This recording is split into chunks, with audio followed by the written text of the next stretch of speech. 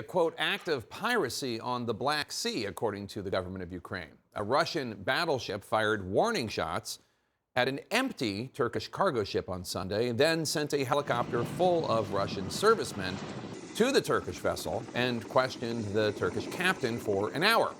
Russia claims that the ship did not respond to an inspection request. While on land, Russian shelling hit the southern region of Kherson, buildings and families torn apart. A mom and dad, their 12-year-old boy, and a just over 3-week-old baby girl who lived in this house did not survive. In response, Ukrainian President Volodymyr Zelensky has vowed, quote, completely fair retaliation against Russia. Meanwhile, the U.S. just announced a new $200 million round of military aid for Ukraine, which includes more artillery, air defense munitions, and mine-clearing equipment. That last piece especially vital, as Ukraine's defense minister declares Ukraine is now the most heavily mined country in the world. CNN's Nick Payton-Walsh got exclusive access to a team that finds those deadly explosives on the front lines. The fires still smoulder at dusk, moving to the very front of Ukraine's counter-offensive near Robotyne. A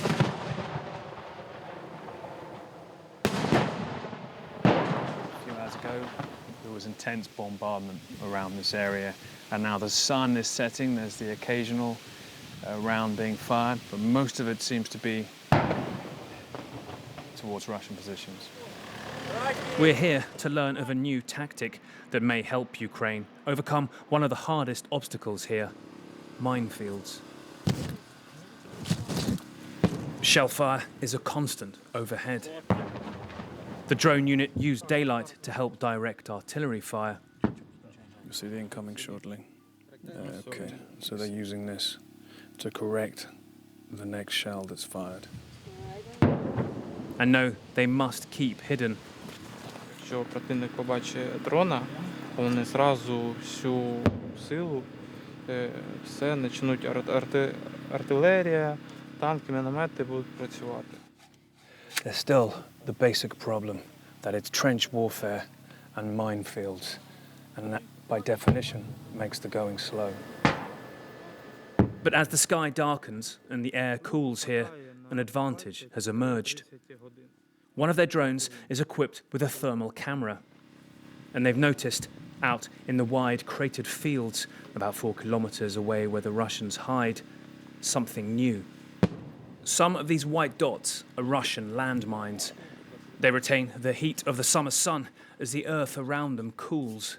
The contrast is greatest at dusk or dawn, experts say, so they seem to glow. The unit told us they use special charges to blow up the mines.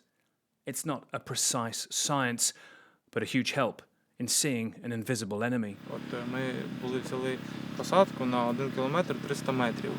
І, якщо не помиляюсь, зняли або 47, або 53 розтяжки.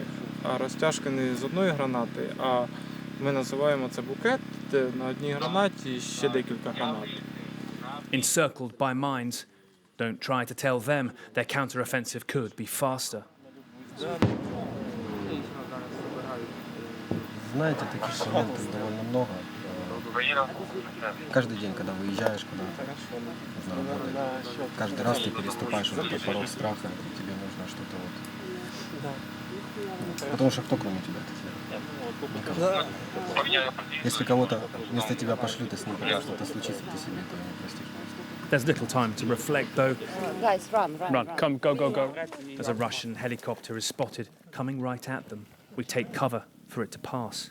This is the kind of threat they endure every day, when just one piece of information can send them running for cover. And then we leave.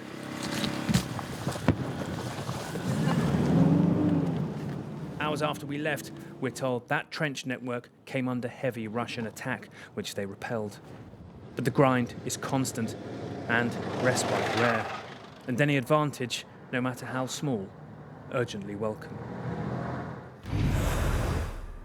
Now, Jake, it's important to remember when you look at that use of essentially relatively low technology to try and confront an extraordinary enemy there, that volume of landmines that we often at times, I think, imagine the Western equipment given to the Ukrainian military generously at times has sort of been enough, has kind of answered the question of do they have the tools they need to do the job here. They are still up against the Russian military that have quite a lot of sophisticated equipment on their sides. They certainly feel it there on those front lines, and day by day they are doing anything they possibly can to inch forwards. But you saw there in those thermal images just how many landmines there are in one small field.